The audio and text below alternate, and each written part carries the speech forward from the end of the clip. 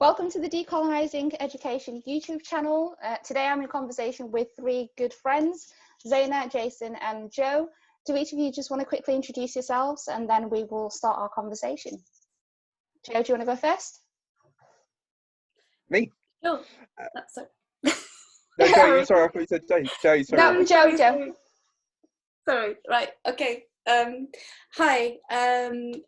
So I'm Jo Shah, and I work at Royal Central School of Speech and Drama, which is part of the University of London Federation, and we're quite unusual in that we're a drama conservatoire but also a university, and I have a range of different roles there, including academic ones where I program lead and course lead, but I also am recently doing some work around EDI as well.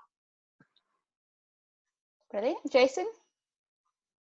My name's Jason, Jason Arday, and I'm an assistant professor in sociology at Durham.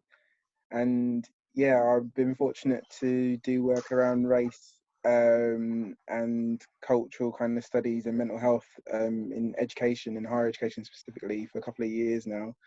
And just feel very lucky to be able to share this space with really amazing people. And yeah, just trying to do the best I can, really. So looking forward to this. Well, and Zainab? Hi everyone, I'm Zanna Khan. I'm Pro-Vice Chancellor of Outcomes and Inclusion at London Met Uni. I joined there in September, and that for me marked the sort of end of my crossroads journey of my career to date, where I was in academic leadership roles, but also doing a lot of EDI and race equality work. So I almost had like two roles on the go. And then I'm really privileged to be able to do both of those in my current position. And yeah, thank you so much for inviting me to sit around this virtual campfire this afternoon.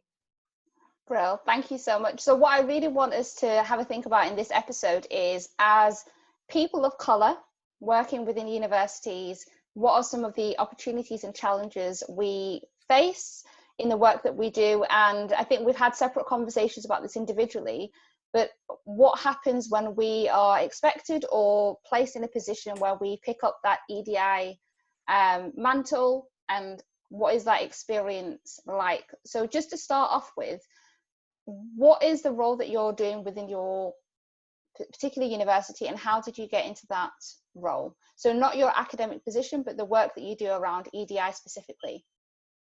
So Zainab, do you want to start? Yeah, I suppose I'll start because my current role is a bit more straightforward. I'm sure Jay and Jo are going to have different accounts in terms of what that looks like for them. But I've got ultimate institutional responsibility for EDI, so the buck stops with me in terms of, and that relates to sort of widening participation for students, and then also on the staff side of it, inclusive culture, the staff pipeline. So there are still quite significant responsibilities that I'm leading on at the moment. In terms of how I got into that work, do you want me to talk briefly about my appointed career, or what would you like me to? Okay, so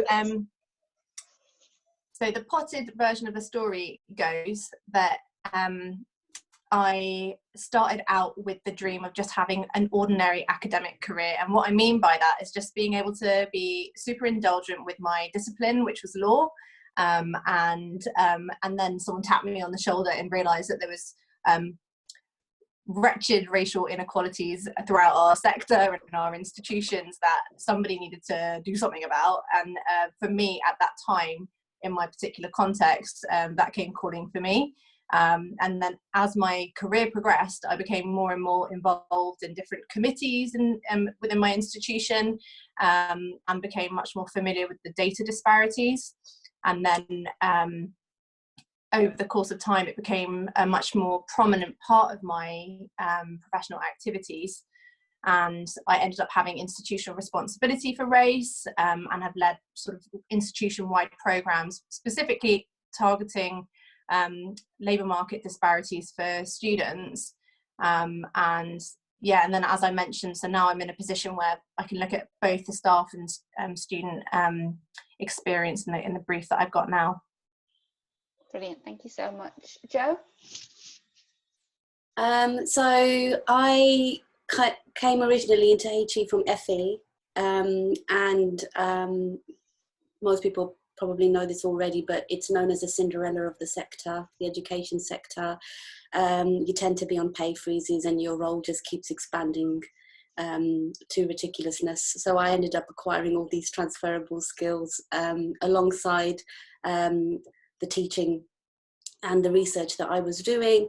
So when I made the transition into HE, I found that my research was naturally going towards sort of race-related scholarship and race-related sort of areas of focus, but also my work within the institution was also sort of expanding in that way. And a lot of what I do is around marrying up lived experience with data and trying to humanize data.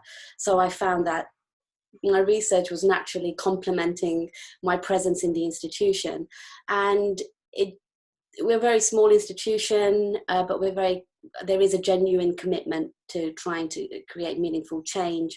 So there was a value seen into the work I was doing and how I was doing that. So this role just came up. It was EDI specialist, and I put my hat in the ring, so to speak. And so it's an interim sort of arrangement. It's not something that I'll continue doing, but it's to try and create some sort of infrastructure to help whoever next comes into it, to help them along. So yeah, I don't know if that answers your question. Yeah, absolutely it is. Thank you.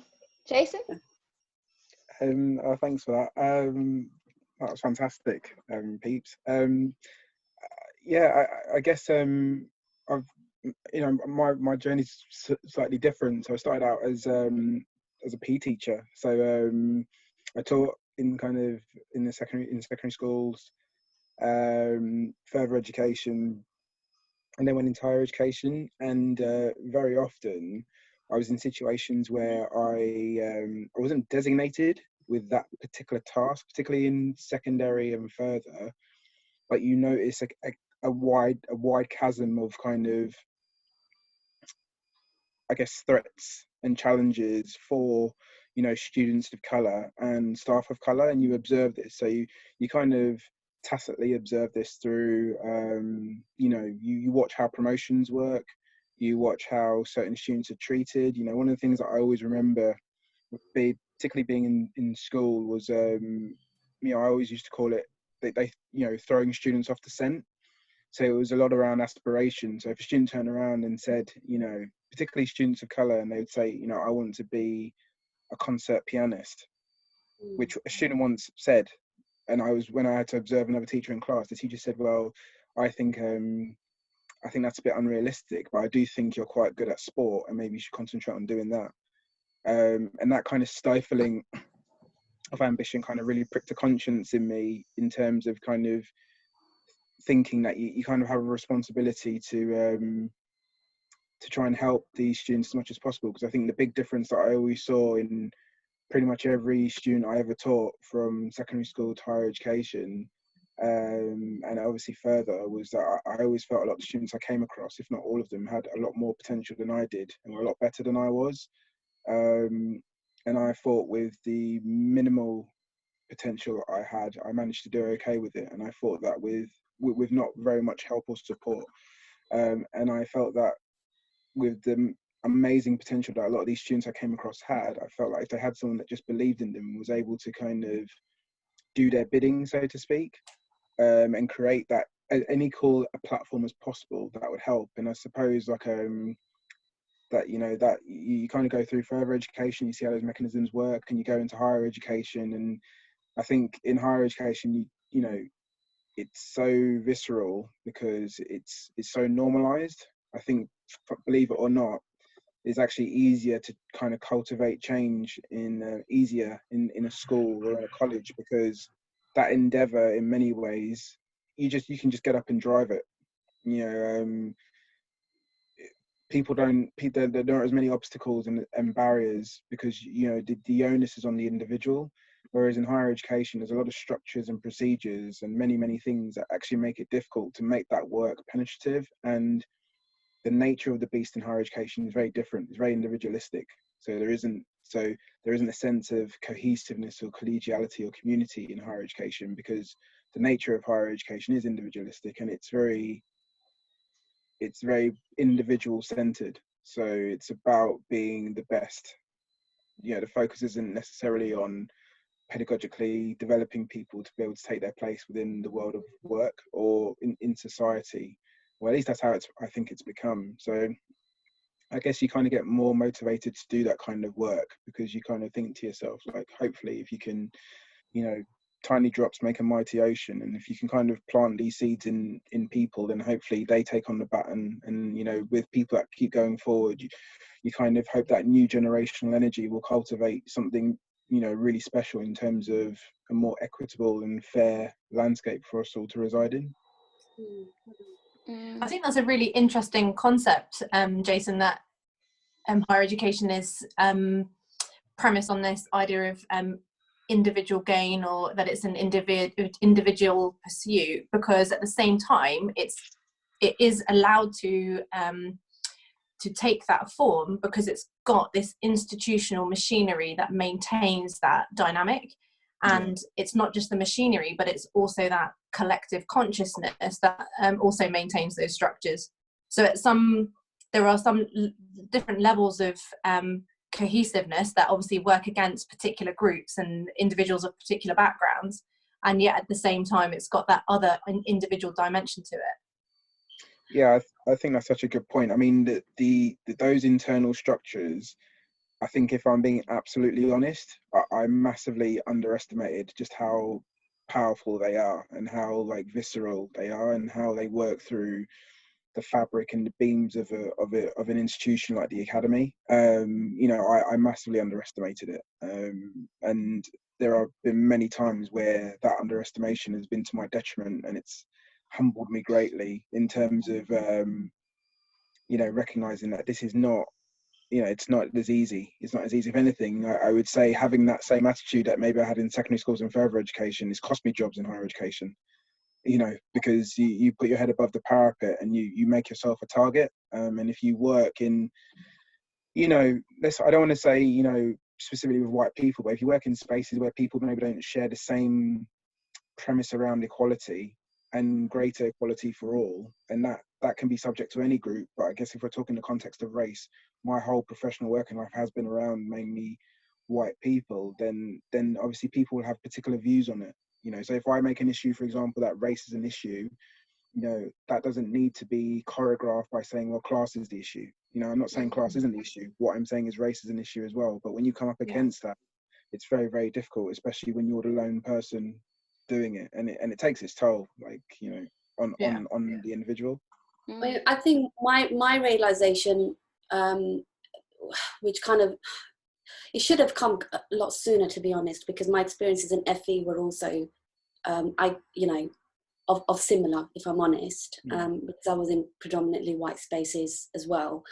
But what I found really interesting was the realization, the penny finally dropping, that these systems and structures aren't designed for people of color. And being essentially for me anyway, what I find is that quite often I'm navigating these spaces, but I'm trying to bring buy-in from within white spaces, for people to give up their privilege, and to give that up willingly, and to give that up authentically, to engage with that process authentically, and then to do something with that thereafter. So rather than just saying, right, well, I've engaged with this process, I acknowledge there is white privilege, I acknowledge that I've been, subconsciously party to that, and then just move on to the next conversation. It's actually bringing that out of the sort of fad stage, and getting them to think about how they can then make changes, meaningful changes. So that's been my real, I guess, activism or struggle within white spaces. It's acknowledging that the structures just aren't there for me or people like me. And I think this is where, for me, there is a collective narrative, because most of this work is done by people of colour who have gone through the system, who have experienced it, who have been on the receiving end. of the injustice and wanting to change the system so that other people do not have to go through it. But what are the risks of doing that work? What position do we put ourselves in? And I'm thinking particularly around trauma and entering into spaces that have caused us trauma, and then now we're doing the work of trying to heal, but at the same time trying to dismantle a system that has put us through essentially traumatic experiences. What risks does that pose for us? So a question to all of you, anybody can jump in at this point, but what do you think the risks are of doing this work as a person of colour? Well, can I jump in with that penny dropping moment for me, which I think really illustrates some of the risks involved. So at another institution, so the point that the underlying theme of the story is one of my reluctance to lose my naivety, because I think when you've got to be naive, because if you stop being naive, then you've lost hope in humankind. So I naively joined the self-assessment team for the Race Equality Charter Mark application at another institution. And I didn't really know much about the REC. I knew that it was an application, an audit, and that we were all going to sort of put together different programs of work, and then it would be wonderful, and we'd like to skip off into the future in this sort of post-racial utopia. And then it became clear over the course of time that there was zero institutional commitment, zero institutional resourcing, that the BME staff network were single-handedly expected to do all of the work for it, unremunerated and without any workload relief. And but the staff that were in paid roles to manage the process were all white, and they were early in their journey in terms of understanding the nuances of racism, to put it politely. And so I thought I'd be helpful and send an email to one of the senior managers at the university and just sort of sound out the concerns of the group, and whether they had recognised that the labour was being done by staff of colour for free and under quite difficult circumstances. And when I say difficult circumstances, I also mean in terms of just giving us the basics, like not even sharing accurate data with us. And that actually the way in which our criticisms and our observations had been received had been dismissed as if we were angry villagers with pitchforks. And that email was then, as it later transpired, the beginning of I would say, and I'm going to say it because I've already thought the sentence, but it was the beginning of the end of the careers of those individuals involved in that experience. All of our cards were marked. And what I thought was an email of constructive criticism in order to make the process more productive and ultimately end in an application, which didn't happen. The whole thing went up in flames. It was then translated into something much more violent towards the individuals who had been doing this work for free. And so that's my story of naivety, and also one of risk and consequence. But I might pause there actually and let my friends come in on their version, but there's also stories of healing that come after that as well. I think, gosh, that sounds horrific, by the way. I'm sorry you had to go through that. That's horrible. I think for me, it's been a process of self-realizations and sort of my own internalized process and processing. I think originally being from a very humble working class inner city London background, and being exposed to a lot of multicultural and a lot of diversity, I took a lot for granted, if I'm frank. And it wasn't until I entered professional life and became older that I realized that it wasn't as straight cut as I thought. And I think now that I've got as I'm getting older, I'm becoming less patient with the situation, so to speak. So the way I've sort of negotiated it, so to speak, is that the way I look at it is, so I'm British, this is my homeland, I was born here, yes, I have origins, we all do, regardless of our race or ethnicity, we all have origins. I refuse to allow the dominant narrative dictate what my narrative is, what I should be feeling, what I should be thinking. I refuse the dominant narrative from preventing me from critiquing my nation or critiquing when it is oppressing me. I refuse. So I'm in these spaces in the most authentic version of myself that I can be. And people are very clear on what my views are on these things. If I'm to be involved in this work, it will be meaningful work. It's not about box ticking. It's not about trying to get, those extra targets, those extra bits, pots of funding or whatever. It's not about that. These structures and systems are not designed for us, but they should be, because our forefathers gave a lot of blood, sweat and tears to make these systems and these freedoms and these structures. So I want in. So my buy-in is needed as much as anybody else's buy-in. So I guess my emancipatory kind of process, so to speak, has been that I am no longer colonially compliant in the subconscious. And that often brings me into conflict with older generations as well from my countries of origin, because they're not programmed to think that way, but I am. I'm born here. I'm part of this. I am British.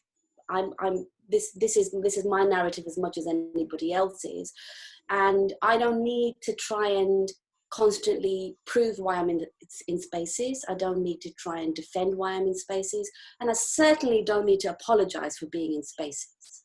So yeah, that's where I'm at the moment. I love that. I'm no longer colonially compliant. Love it.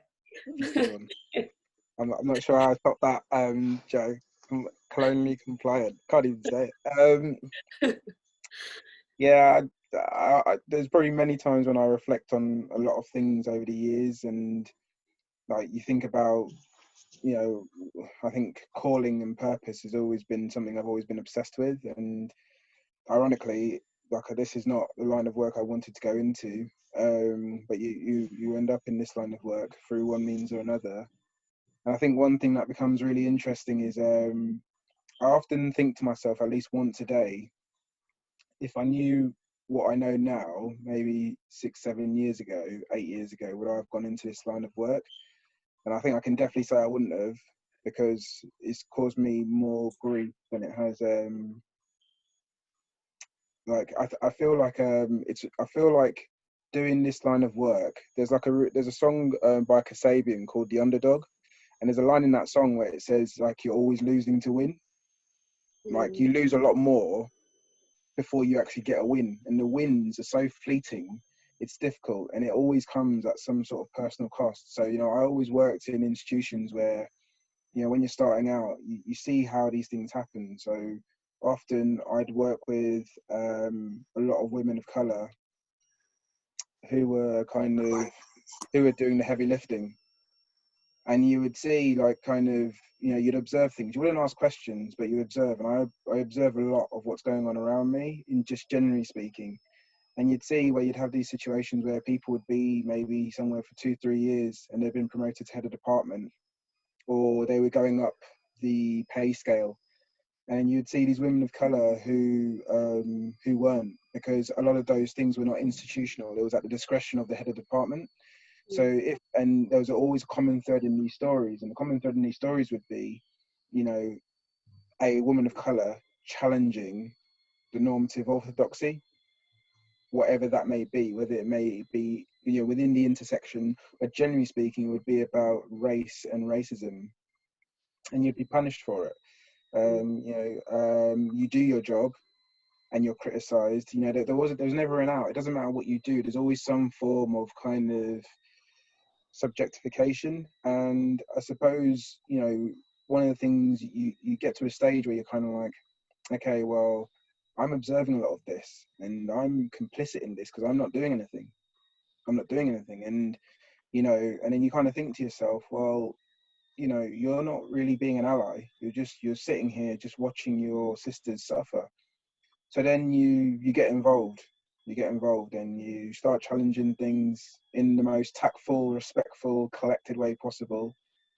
and then you find very, very quickly life becomes difficult very quickly. You go from having maybe an easy life because you put your head under a rock to life becoming very, very difficult, and you become a target.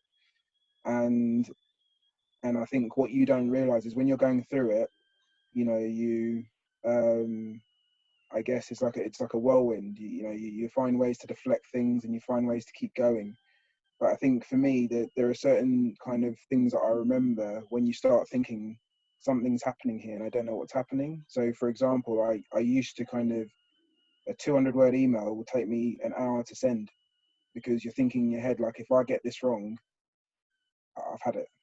I've had it. And it's subtle things that become cumulative. So you send an email to someone, 40 people get copied into it to kind of expose the perceived ineptness or kind of incompetence you have, and then you kind of see how that transpires. And obviously it's difficult. It's difficult. So I think, and it's only when you come out of it that you realize what you've been through. And I always think, it's like that, like I said, that line in the Kasabian song, you're always losing to win. Like, when the winds come off, it's great. It's an unbelievable feeling when you can do something that genuinely benefits the greater good. But when they don't, it's like there's a really famous saying where it's like, your success is ours to share, and your loss is yours to keep. So like, and you definitely feel that. You definitely feel that, because when you kind of you try and pull yourself out of kind of self-pitying, because you recognize that there are many women of color who do this day in, day out, and very often, men of color, people generally speaking, idly stand by, and I used to be very judgmental of people like that. But I think, having now occupied both sides of the fence, I understand why people maybe don't get involved and become, colonially, complicit in many ways. Like, but so I'm not, I guess I don't judge it as much as I used to, but it's difficult because, like, sometimes the ways you feel now, I definitely think I could do without it. And that's why I've always said, like, for me personally, I think everything in life has a shelf life, and what you don't want to be is that person that's like really bitter. I must have interviewed over 400 people in maybe 6 years, like, academics and students.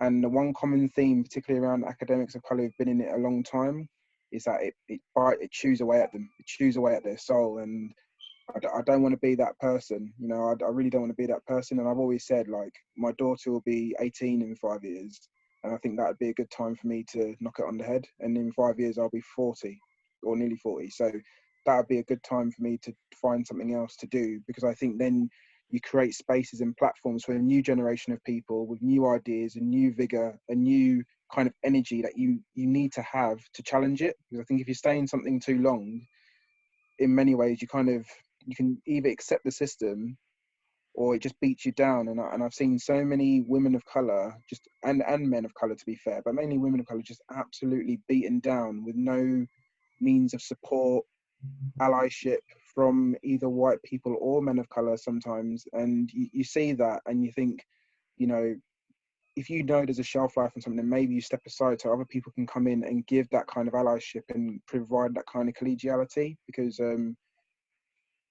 think it's exhausting work. And I think by the time I would turn 40, I would have been in education until I was 24.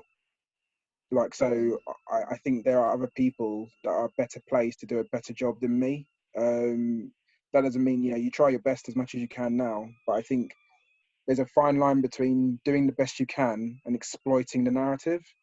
And I've always felt like, I've always felt that because of the individualism of academia, people can exploit narratives to their own benefit. It's not, I don't genuinely believe that is everyone that cares massively about doing this work. I think people profit from it in ways that, in my opinion, are just wrong. It's wrong. And they don't care about the greater good. What they care about, because of the structures and how they're designed, they're designed for an individual to care about themselves and their career. But what does that career mean if you don't help people, if you don't have the respect of people because you're trying to do for the greater good? If you don't have that, then really, in my opinion, what's that career worth? It's funny, 'cause I'm sorry. No, I go was on, just Jen. I was just going to say, it's funny, Jason, because I'm where you will be in a few years. So I'm 41 and I've been in education since I was 23 Yeah. in teaching. And I found for me a strategy that has worked quite well is to diversify the spaces that I'm working in. So it's not just about the academy, and it's not just about that change, because I think one of the issues I feel that this is what my whole network, for example, the social performance network, is all about. It's about desocializing, because I feel like we've got into a bit of a rut as a society where everything is siloed off into compartments. Yeah. And I think meaningful change really has to be quite blended and has to ripple across the board. Yes, okay, we might achieve meaningful change in one HE institution through some EDI work, but what is that actually going to do in terms of the bigger picture? So I think there are ways around it, but of course it is exhausting. It's absolutely exhausting. And there are, I guess, returning to the question of how one manages, I think it's trying to find resilient practices or ways of outlet or outlets really that will help you just keep sane. You know, I think for me, automatic writing helps a lot. Creative outputs help a lot. Music is a huge outlet. You know, I do spoken word. A lot of the anger that I feel sometimes, or the frustration, releases in those mediums. So it's not, you know, the angry, crazy woman of colors come for us kind of a thing, because it's in the music. It's fine, guys. You can put the volume down if you like. So I find, for me personally, I find ways, but I think the only way that we can really come out of this rut, so to speak, where it becomes invested in just this one institution and this institutional culture and the academy and what the academy is doing or not doing, is by allowing ourselves the freedoms to come out of those spaces. And so we can straddle lots of different spaces. It doesn't have to be just that, you know.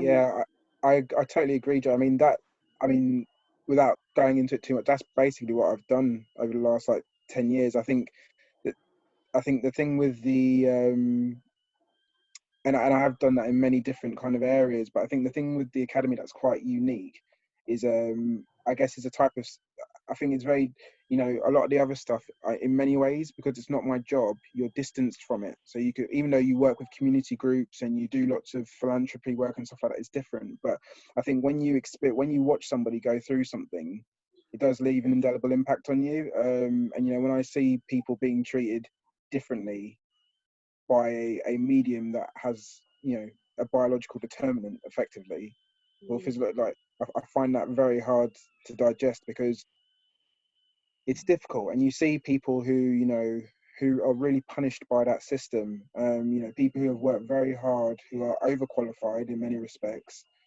and they're treated completely differently by a variable they can't control. And it is very, very sad to watch, you know, someone's career die in front of your eyes. Like it's a very sad thing. Like, and when you interview these people and they tell you these things, and you know, they're on the brink of tears and they talk about how it's affected other aspects of their life, you know, personal relationships, you know, relationships with children and things like that. It's tough. It's tough.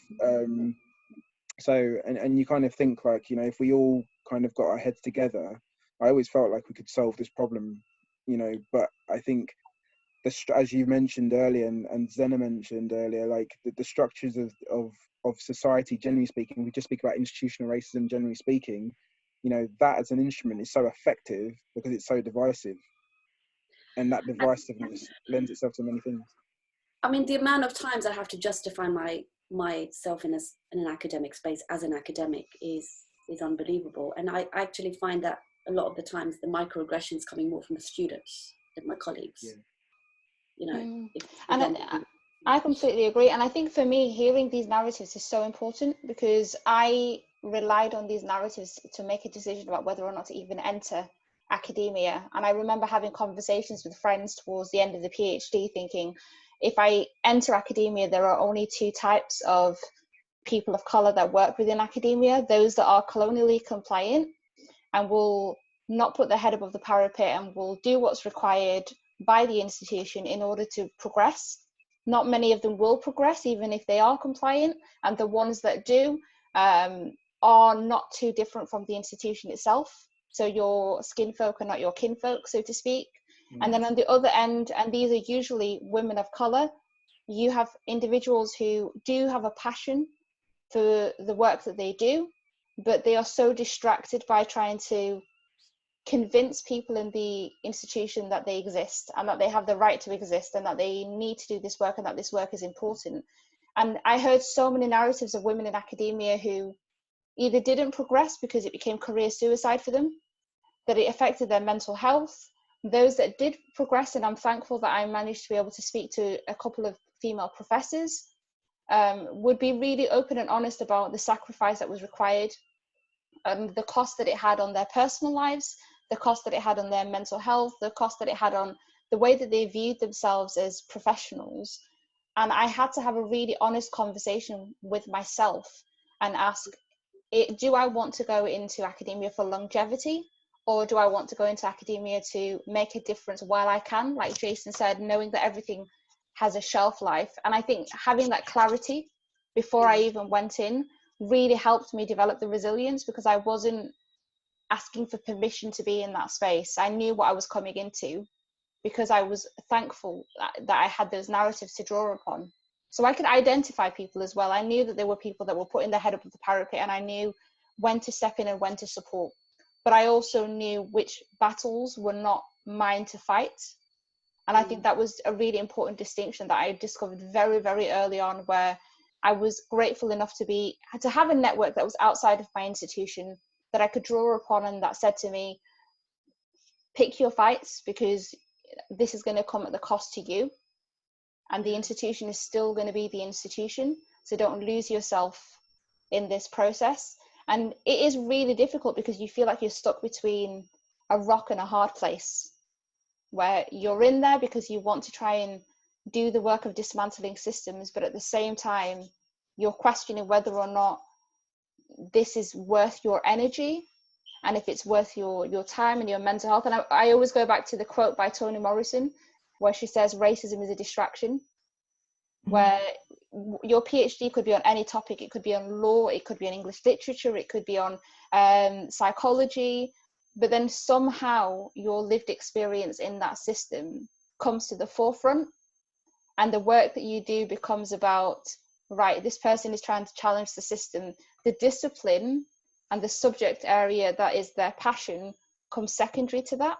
And I could feel myself doing that throughout my academic role. And it's one of the reasons I only lasted 4.5 years. And I thought, if this is going to continue to be a distraction, it's time for me to leave.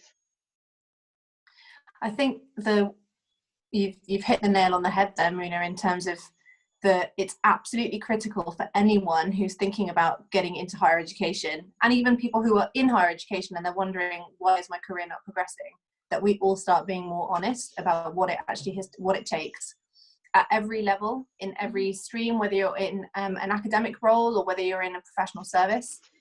Just people need to start being much more honest about the emotional, physical, mental time toll, all those investments that it actually takes. And that's not me defending the rules of the game, because I think the rules of the game are inherently broken and they need to change. You shouldn't have to compromise your mental health. You shouldn't have to make a decision between, will I have a really well balanced, rounded life, or will I just have this job which is going to eventually destroy me? Those are not good choices. But I think people should have been much more honest with me from the start about what it was actually going to take, because I had no idea. But and I really hear you, Jay, in terms of things having a shelf life, and this type of work not being sustainable over the long period. But I've got unfinished business. I want to see if change is possible. I'm in a really different institutional setting at the moment, and I also recognise my positional privilege. I don't have to persuade anyone about this agenda now, because I've got the Board of Governors and the Vice Chancellor behind me. I'm working with really good people. So I want to see if it's possible to make change in one institution. And whilst, Jo, I know I absolutely hear what you're saying in relation to it. it's got to be more than just changing one institution, and what real change does that mean across the board. But I also think that we need to be kind to ourselves and manage our expectations. We're individuals, and we need to also have other experiences in other parts of our life. And if we set out to try and fix the sector, we'll just crash and burn. Oh no, I think I've been misunderstood there. I don't mean fix the sector or have it on one person's shoulders. What I'm really talking about is the kinds of mobilizations that we engage with, and how meaningful that is in terms of anti-racist work. I think this is just one small, tiny microcosm of a much larger issue, as we've all acknowledged. Yeah. And structural. Yeah. So that's what I'm speaking to, really. Okay. Yeah. So I think we just, all of us need to just manage our expectations of how much change is actually possible. And for me, where I am at the moment, I've said this to Muna in the past, I feel like I'm mounting an insurgency to see if it's possible to make change at one institution. And then but I absolutely have had moments where I've questioned whether this is the right field of work for me. And I think that honesty is really important. And what I've noticed from early career researchers and academics in particular is, particularly with women of colour, what is most disarming for us when we work within academia is that because we're conditioned throughout our education to recognise goalposts, and we have this idea that things will get easier the further you go and the more that you progress. There's this assumption that, right, you've made it to university, the challenges within education won't be as detrimental to you. It is.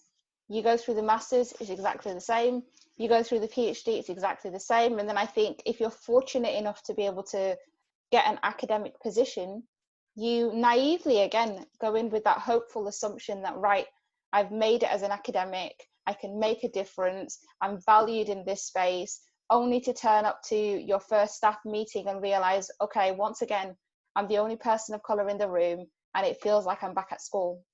So I think there's something to be said about those goalposts still moving, and even though you're in different settings and you're in different spaces, there's still certain performances that are constantly being replayed.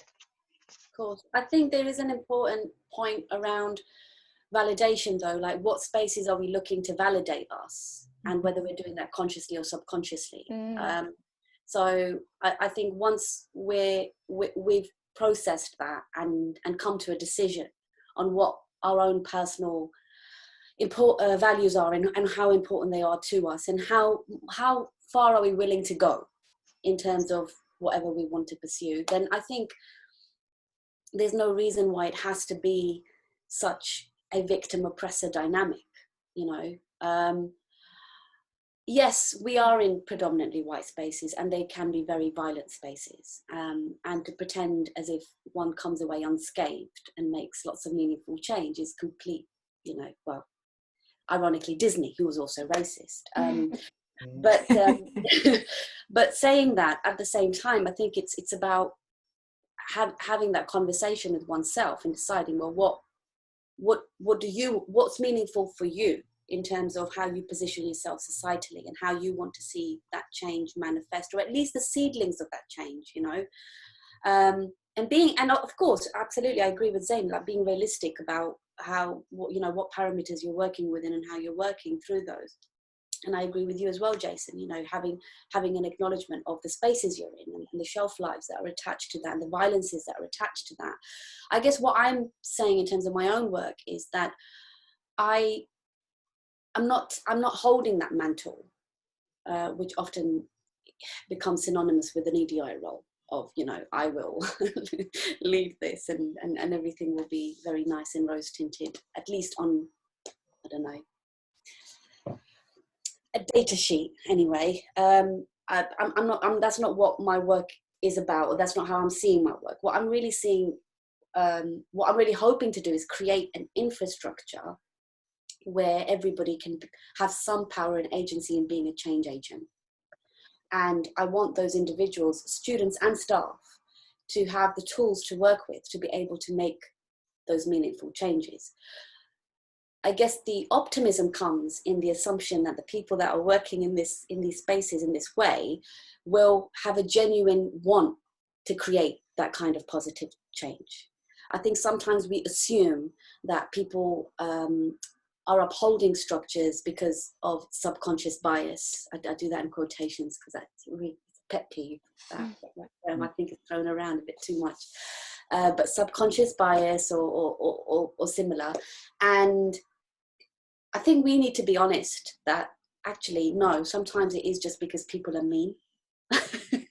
Or they actually quite like their privilege and they don't really want to give it up. And they're okay with the way the system is. They don't want that to change. So I think it's acknowledging those nuances in this work as well, which is important. And then it's being realistic about what you're doing in that space and how you're managing that.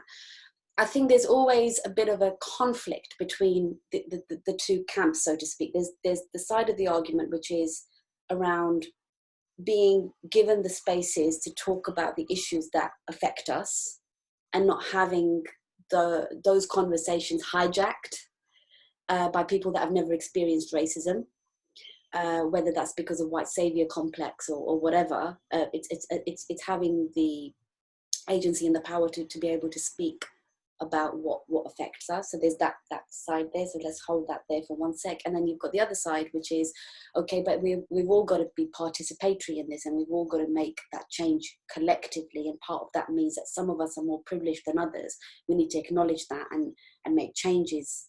Be wanting to make changes to that. So there's so many nuances to this, and it's trying to find a way that works in a way that's true to yourself in terms of what you're doing in that space and how you're doing that. I would never want the mantle that goes along with EDI work. That is not that I feel that's too big, and I can see how that would affect one's mental health and how that would burn someone out and how that would be incredibly exhausting. I feel those things through other work I do in the academy. So there's no way I'm inviting more of that into my life. I'm cool. Yeah. And I think for me, one of the things I'm hearing from you and Zainab is that it's about recognizing spaces where you feel you can make a change as well. And that might be where you work with people who are willing to do meaningful work, where those spaces for meaningful interaction are actually available to you. And then making a decision of, okay, this feels like somewhere where I can actually try and influence change. So therefore I will stay in this space, but then also recognizing when there are spaces that feel insurmountable, where there isn't that support network, where you're dealing with explicit racism and a willful ignorance from the people that you work with, and then making a decision and feeling equally justified to be able to say, I feel like I need to walk away because this isn't a space where I can make a meaningful change without it coming at a cost or a detriment to my own well-being. I suppose the sad thing is when I absolutely agree with you, Muna. I think the tragedy is when we know all the individuals who have not had the mileage because they face such overwhelming toxicity. And they haven't also necessarily, because not all people of minority background are racially literate, so they don't necessarily know the game that's being played with them. And they've ingested all of that as some sort of marker of their own capability and their own self-worth. And the fact is there aren't many safe spaces in higher education. And I would imagine that amongst the four of us, we would struggle to even come up with even a handful of institutions where we could safely say, yeah, I'd recommend that as an institution which is serious on race. So if that's the reality, then the majority of people are not going to are not going to have the longevity to continue because of the toxicity they face. And the worst thing is when they think it's because they're not good enough. And then there's the issue of gaslighting, where when you do put your head above the parapet and you're told, you don't have that support network and you don't have the colleagues around you that are racially literate to be able to say, right, what you're saying is correct, this is a serious issue. There is so much self-gaslighting that we do where we get to the point where we stop putting our head above the parapet because we think I must be crazy if I'm the only person that's noticing this, or I'm the only person that's questioning this. So it's as much about you being racially literate, but it's also around having people around you, and exactly what Jo said, building up that capacity, empowering people to be able to have those meaningful interactions as well, so that you're not the only person that's doing that work. I think that's, I'd certainly recommend such a strategy for keeping one's own sanity in this kind of work, and also handing over some of that power and that capacity to be able to make change to others, because, you know, we can't really have any kind of meaningful change unless everybody's got some sort of buy-in or is invested in that. But then how do we get people to want to make that buy-in or to invest? And I think that to me is the true struggle of the EDI work, you know. So it doesn't just become themed festivals and themed days and, you know, all the other kind of, you know, stereotypical stuff that tends to go along with this work. Yes, it's great, let's celebrate Eid, let's celebrate Diwali, let's celebrate Hanukkah, yeah, oh, okay, that's great. But it's not just about speaking to those same tired cyclical narratives of, you know, diversity and multicultural. I think it's a lot more complex than that, and I think part of it involves us looking at all the systems across the board in a HE context. That includes the curriculum. So an example would be in October, for instance, one of the issues that really grates on me and a lot of students of colour at Central, just through conversations that we've had with each other, because I run the network for staff of colour, and there's a network of colour with the SU have. So we tend to try and we're beginning to start forging relationships and trying to work together. And one thing that comes up over and over again is this idea of, you know, Black history, this concept of a segregated history. Like, there's a white history that's, you know, the real history, that's 365 days a year, and then, you know, for 1 week in a year, we might, you know, acknowledge, you know, the Black people that might have made some contribution, and the contributions are usually, you know, the American Civil Rights Movement, which doesn't even make any sense. You know, I mean, how is that history? You know, where's Cleopatra? It wasn't Elizabeth Taylor, you know, stuff like that. It's not included. So what we did in October was we challenged that with Black History Interruptions, and the idea was that, you know, we're bringing in provocations, you know, from artists, race scholars, dramaturgs, people that work around this area of trying to bring different worldviews and different voices and different cultural perspectives into their work.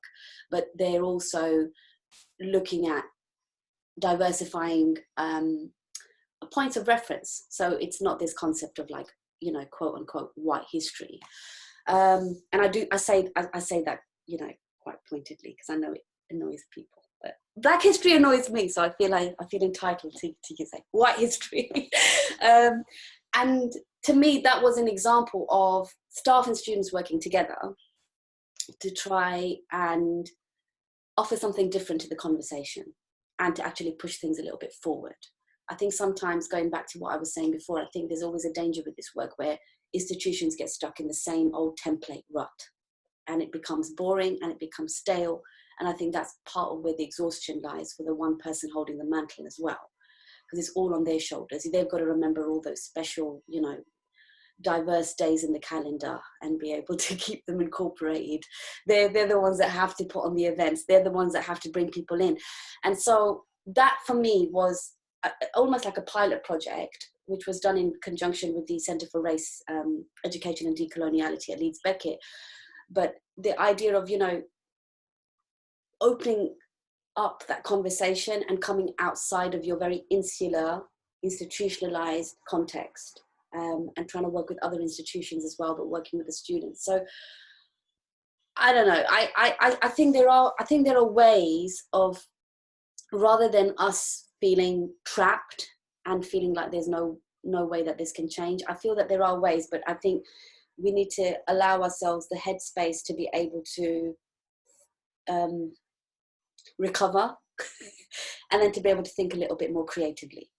and then and I think for me, stepping out now and doing the consultancy work and working with universities that are not just universities but educational settings that are trying to do this work, I think the clear thing for me of where you find the work working well is when you do have that student staff dynamic that's a driving force, but when you have leadership that are demonstrating a commitment as well, where they recognize this isn't a project, this isn't about getting the race equality charter mark, it's about recognizing that the system is inherently flawed and being willing to make a long-term commitment to change at all levels. And I think when that message is stated really clearly and explicitly by leadership, it automatically filters its way down.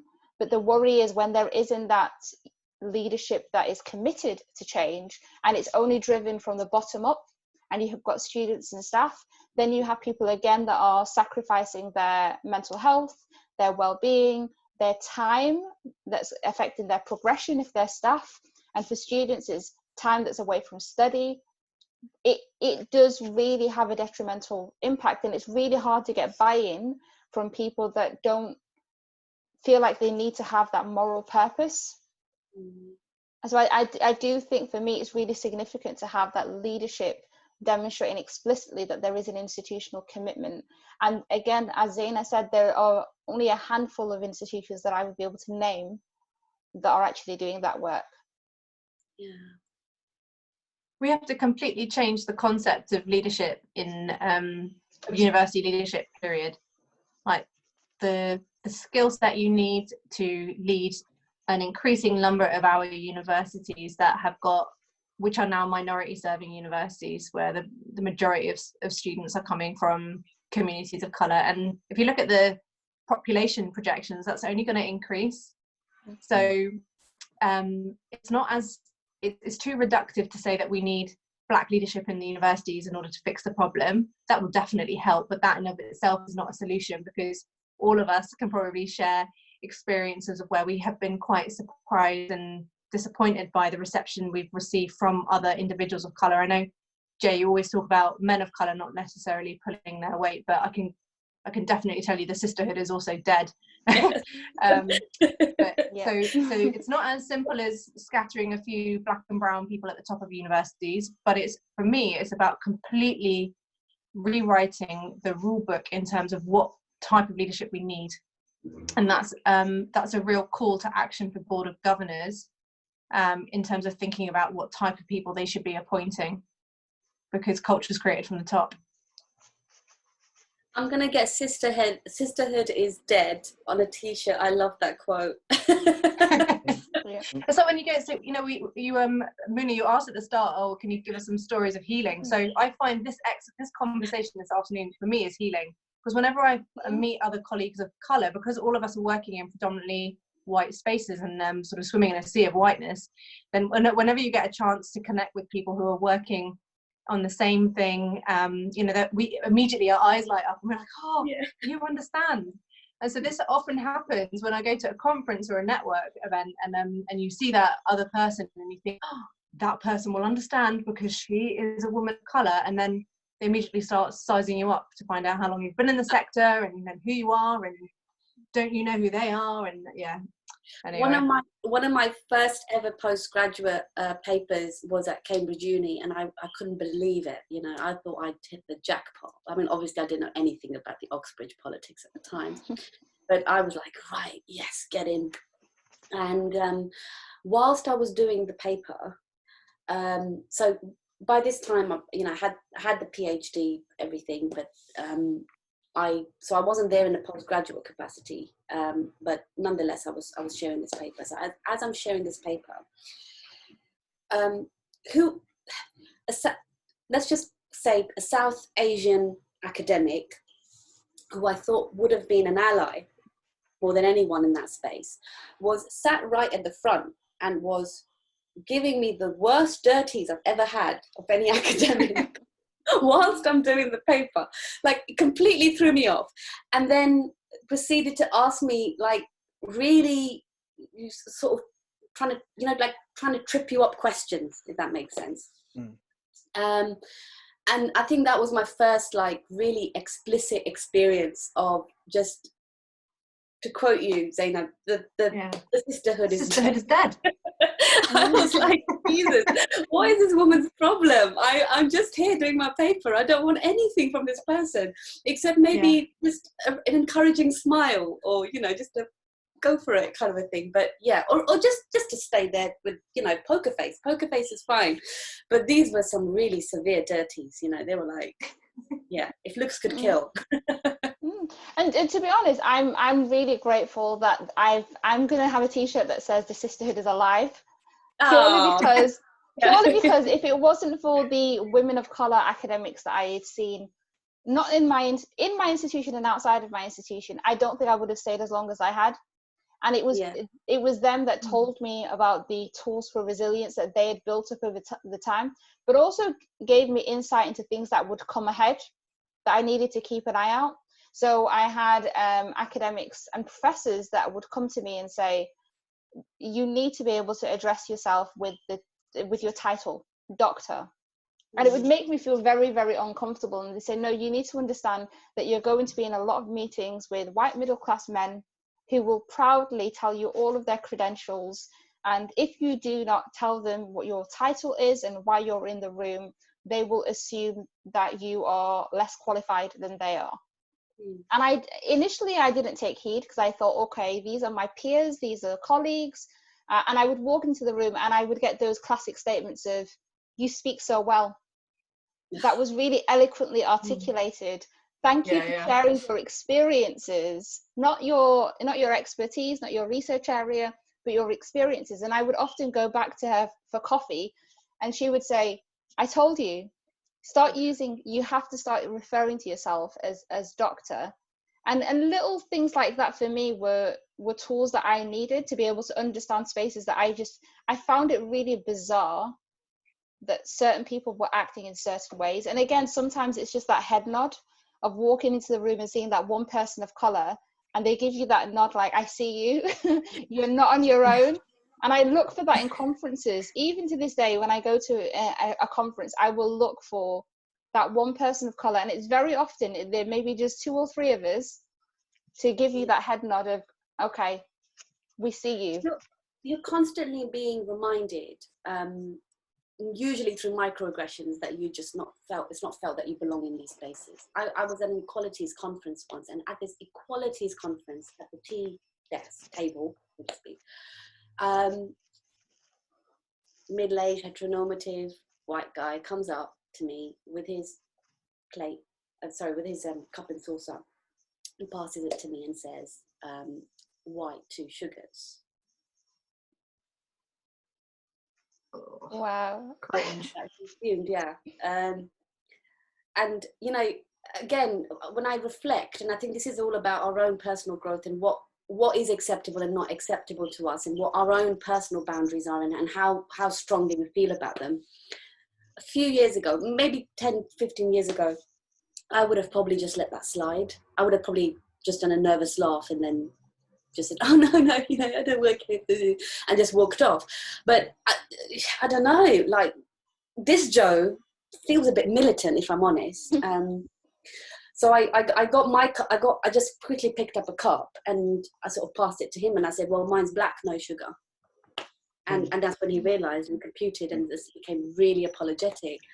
Yeah, but I just thought, you know, yeah, but I just thought, you know, there's just so much assumption attached to our embodiment and our positioning in spaces, the amount of times I'm having to justify my credentials, or I won't justify them, but there's a need that I should, you know.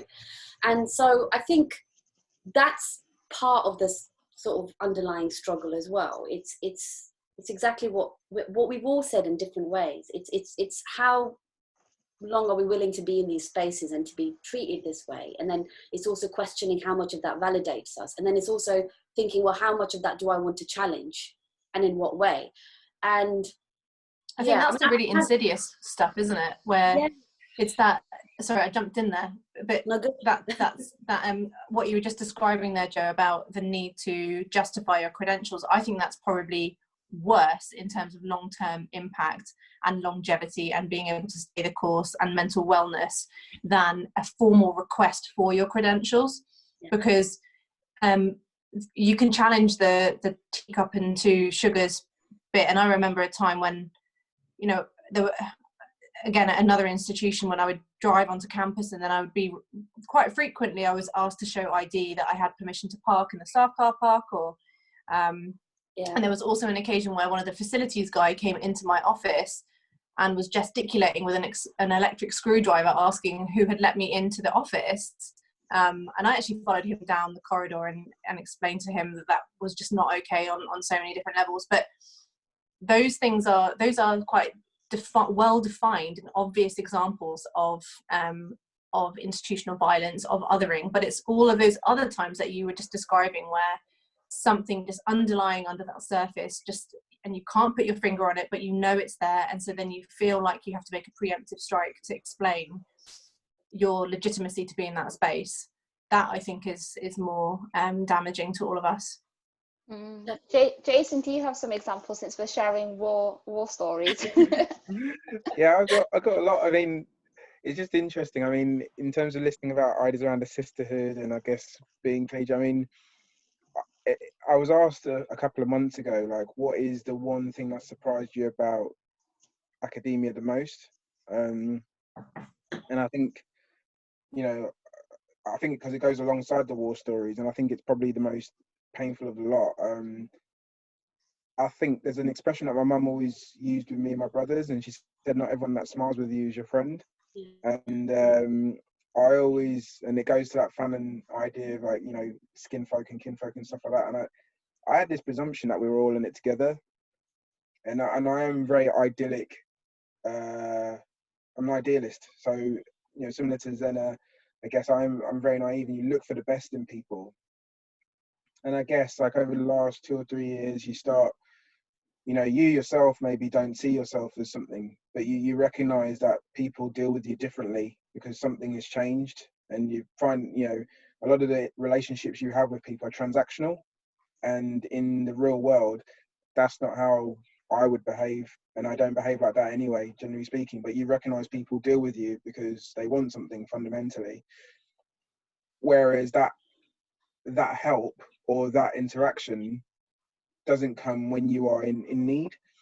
And what's really sad is that when you know, if we work off the premise of supporting one another and not pulling up ladders, you know, you kind of ask for that help of, you know, sometimes, a lot of the time in my case, for obvious reasons, it would be people of color, you know, senior academics. You know, I'm not asking to be on a paper, I'm not asking to be on a book. No, I just need you to tell me, how does this whole thing work? Because I don't know how to do it. And you don't get an email, you don't hear nothing, you know, all of these things. And I think the thing that was most disappointing, that this was a bigger trauma than any other thing that I might have experienced, and it's been a lot, was the idea that you could have these, you know, prominent academics say, like, a lot of things, like talk a really good talk about equality and diversity, but, like, there was a massive disconnect between their actions and their words. So in education, like, you know, people always talk about the idea of praxis, and, you know, these academics, there was no aspect of praxis in their kind of DNA. Like, that they would say things, and when you kind of realize that the business of academia, you know, you realize how powerful it is to be able to say things in a particular way, and you recognize the reputational and fiscal rewards for being able to do it. And I think it's kind of become the gig economy, you know, and sometimes you question a lot, how much do people genuinely care? And I think that was always a trope that was leveled at just white academics, you know, that they were exploitative of race politics. And yeah, in many cases they have a horrible history of doing that.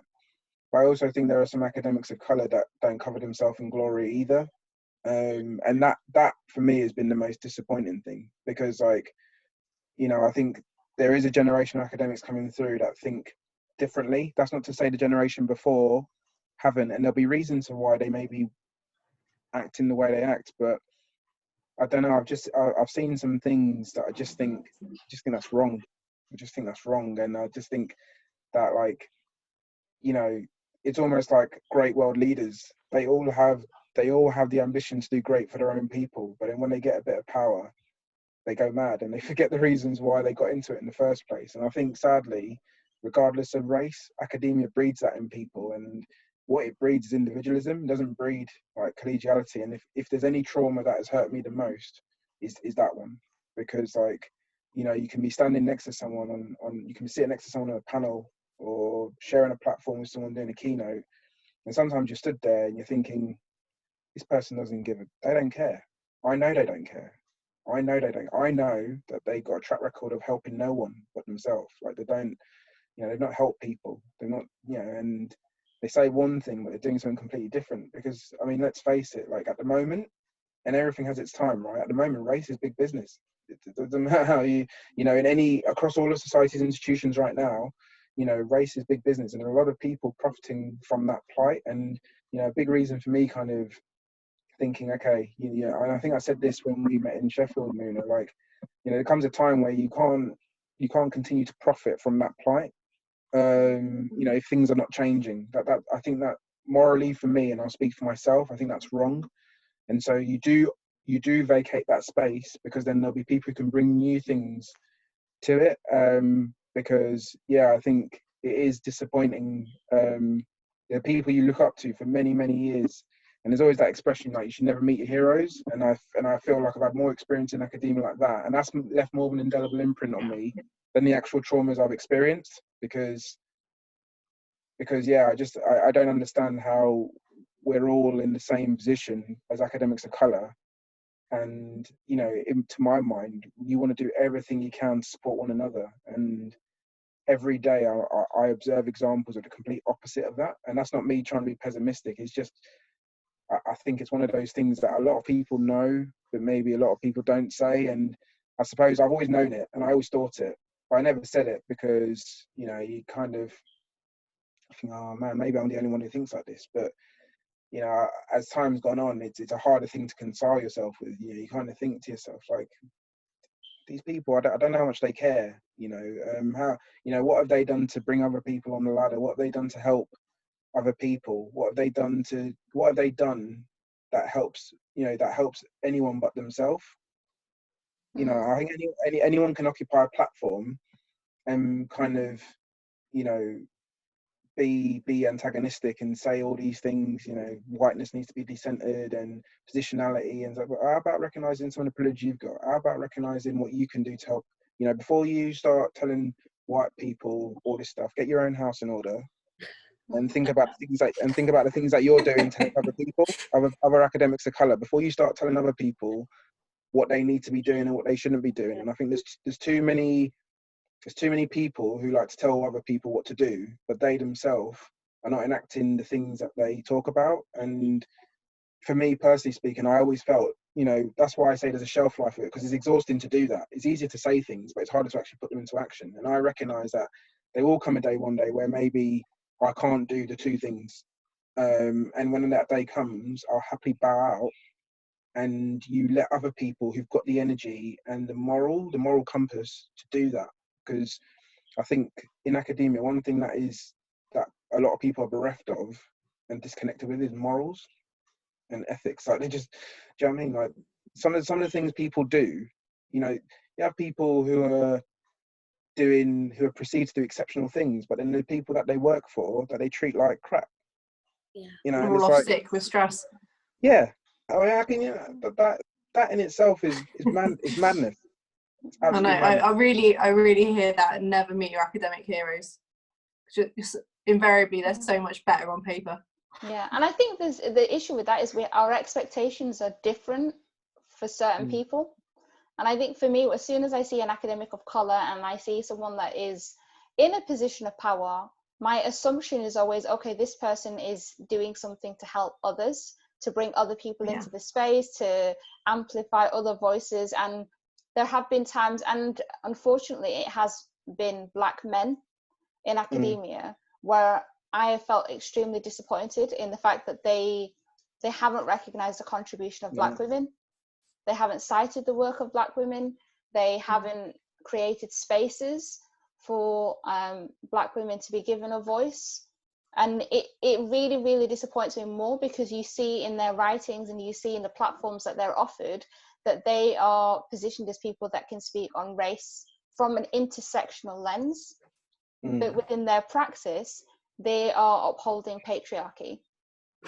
Yeah.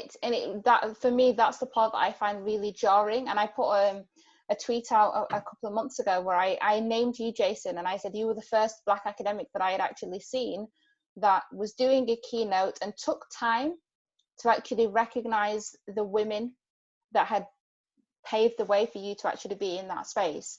And the fact that you can actually name someone is the most disheartening thing, because you think if you look at the people that are in positions of power and influence within academia at the moment, particularly around the issue of race, it is predominantly men.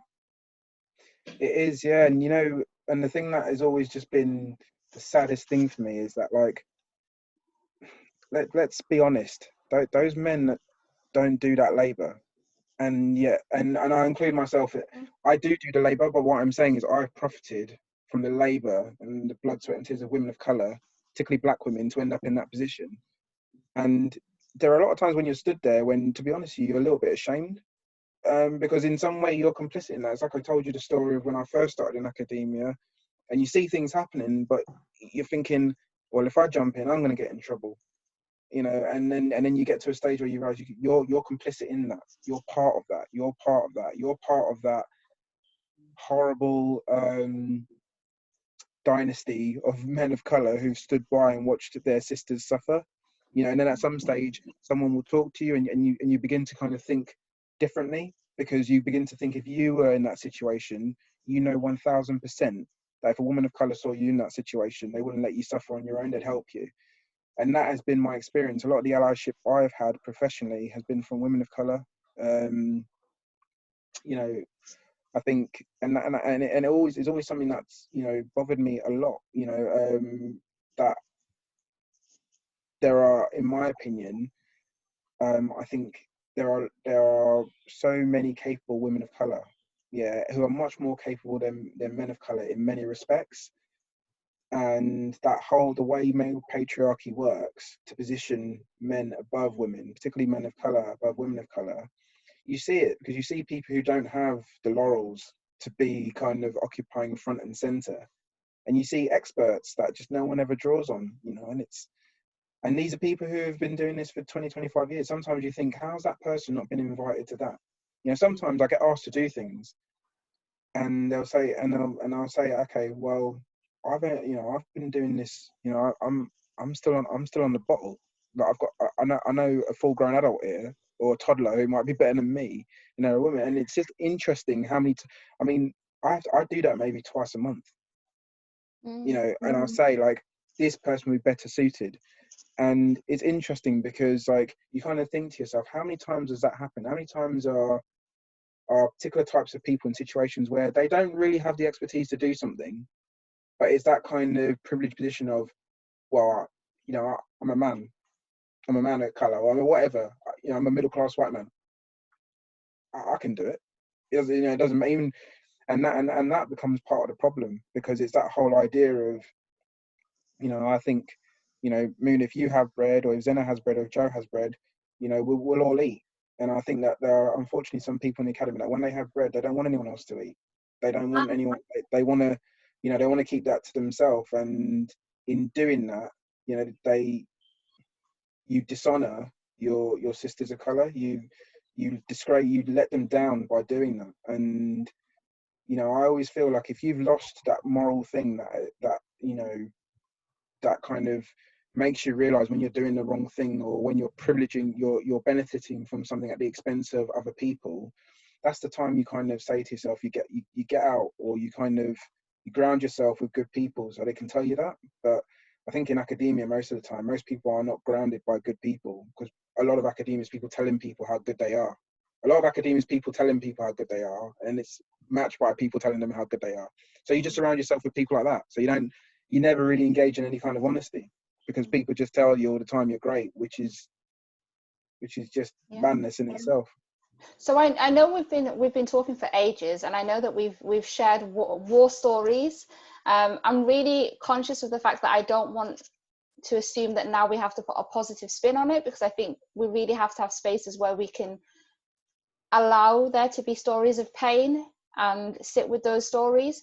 But I would like us to finish off the conversation by talking about self-care and what you do to actually keep yourself sane, to take care of your well-being, and to not make the work that you do the center of how you view your life and who you are as a person. So just to finish off, what are your individual reflections on what you have done in terms of self-care and what you think is essential self-care for working in the academia? Am I right to start off? Yeah, go for it. In my head, I found that because these spaces can be so microaggressive and toxic, it's what I found helps me is to consciously make an effort of eliminating as much toxicity from my life as possible. So this is gonna make me sound a bit militant again. I don't mean to sound as militant today. I shouldn't have listened to Public Enemy before this. The full version of Fight the Power. Best trained, best equipped. 1989.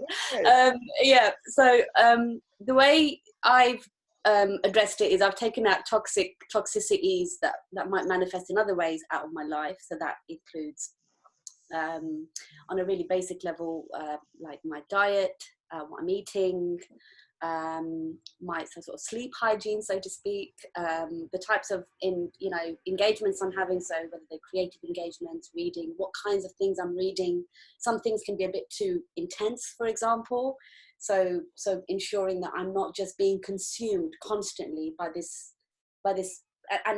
one narrative, so to speak. That is an element of my life, but it's not the only element of my life. So it's trying to make active changes where I can be three-dimensional. I'm not just this cardboard cutout of, woman of color, must talk about this all the time. And that's helped because because I'm doing things which excite me, interest me. I'm taking a lot of, rests as well. So I'm allowing myself to be able to unwind, to come off those sort of adrenaline rushes and highs and the fight or flight modes that you find yourself in when you're working in these spaces. So that's where I'm taking charge of my own life and I'm taking control of the narrative, and I'm not allowing anyone to interfere with that unless I'm choosing them to come in. So I'm creating my own safe space, and then I'm being very precious about it. And that's my way of dealing with it. That sounds really similar to a lot of practices that I try to maintain, but I find it's a constant I want to use the word battle, but I think that's probably battle's right. It's a constant battle to try and maintain that routine, because the job is so and our work is so all encompassing and so energy demanding. So diet is really important to me. In fact, I'm almost, I would say, neurotic about it. So really careful about what I eat, because I'm sure it has an impact on how I feel. Sleep as well. I go to sleep very early. I knew that was for you, Jay, because I knew you were going to laugh, because I'm already in bed by the time you start becoming quite productive with your writing. And actually exercise. So just before we went live, I was telling Muna that so I don't actually define myself by my career. I define it by what I do in the gym. And so friends that know me outside of work actually know me more for my training than they know for what I do for a living. And I do weightlifting, I train a lot, and I box as well, which is the way in which I'm able to have an outlet for my frustrations and for some of this energy. Exercise, and I keep my circle tight. So I was just saying earlier that obviously we're only 2 weeks into this lockdown, but I'm doing okay so far because my circle is generally quite tight, and I think that I just make very conscious choices about what type of energy I want to welcome into my life because I give so much energy away during the working week. I think nutrition is a common theme for me. I really believe what you eat affects your mood, your energy levels, and you need to keep yourself as restored and as healthy as possible in order to go into battle. But as well as that, being really present when in your personal life. So for me, I'm really present when I'm with family. I make a conscious effort to be in that moment and not to take any other distractions with me when I'm in that space. But with work, I've become a lot more boundaried. And again, I think this comes with age and experience. I've learned how to put my energy into things that I think are worthwhile. So I'll do a lot of vetting before I even accept particular pieces of work, and that's a risk when you're doing consultancy work. But I make a really conscious decision to only work with organizations and individuals where I feel as though the work that they're doing is meaningful and it's intentional, and there's a commitment that further work will be done even after I'm not there, rather than it being a tokenistic, right, you're an EDI consultant, we're going to bring you in to do a one-day session. I've become really careful and a lot more boundaried about what I'm willing to do as work, so that I know that once that job is complete, I can leave knowing that I haven't compromised myself in any way. So I think just creating those boundaries and also having that presence and that mindfulness when I'm not at work has really, really helped me to make sure that I remain like just sane. Jason, what about you? I have to admit, I got this bit all wrong. But like, it's because it's like for most people, I guess, but it's been a very, very, very long road to get to this point, and that's the story for another day. So unfortunately, you can't. On one hand, if you don't do those things, you don't get to this point, and you know, yeah, it was very difficult. So you don't really get to do those things. But I guess the thing that always gave me a great sense of relief was it was always my dream to have to develop a homeless kind of mobile charity. And yeah, besides doing sport and like a lot of stuff, like I do a lot of stuff like that anyway. But yeah, I think the thing that kind of separates me from my consciousness, because sometimes my own head is just getting away from that, is I suppose my biggest thing in life was always I wanted to help other people as much as I could. That was my only real ambition in life. And so a lot of I'm in a very privileged position, as I think we all are, and a lot of the money I get for things, I spend it on basically homelessness. So what we do is we kind of buy a lot of goods in a box, and for homeless people, like toiletries, clothes, shoes, and things like that. And then we put some money, and it's enough normally for 3 nights in a homeless shelter around London. And what we do is we kind of go around different parts of London. So we target, over 6 months, we might focus on South London, then North, then and West London or wherever, and we target certain areas, and we kind of go through the night giving these boxes to homeless people. And it's good, not because it makes me feel good about myself, but for me, that is a form of self-care. And people always say to me, okay, well, what do you do for yourself? But the truth is I don't, because I think, unfortunately, in this line of work, or for me anyway, you forget the basics. And like, besides me watching, I mean, like, you can't see what's on my TV right now, but Home and Away is paused. But like, that's like I love Home and Away, so I'm so glad you said that. So like, and normally I was never allowed to watch that, so I have no idea what it's about. It was like the Alien Neighbours, wasn't it? Yeah. Like, so it's just kind of really interesting, because I'd love to. I can give people advice on what they need to do, but ironically, I've never really done it myself. And a lot of my work patterns are always the same. You go to work 9 to 5, you be a parent, be a husband, and then you work from like 12 to 7 a.m. and then get up and go to work. And that's what I did for like 10 years. So, 12 years. So, and I only got the job in Durham in September. So I've only stopped doing it recently, and if anything, I thought, oh, I might be better, but I've just become worse. So, you know, listening to what everybody does is really useful, because like I say, it's, yeah, you can learn, but I think it's really hard to undo behaviors, like you know, undo those kind of negative behaviors.